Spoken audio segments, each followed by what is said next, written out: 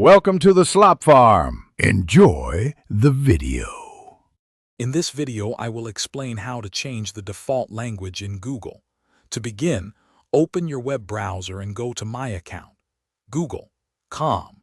Once there, locate and click on the Data and Privacy option in the left-hand navigation menu.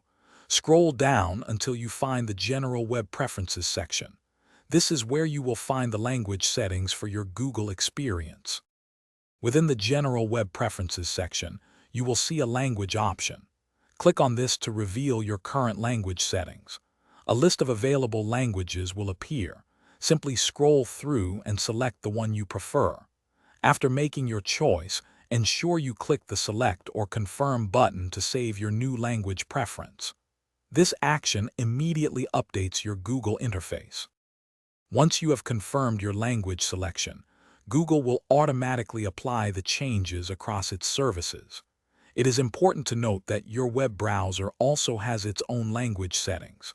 For a fully consistent experience, you might need to adjust your browser's default language as well. This ensures that all web content, not just Google's, appears in your chosen language.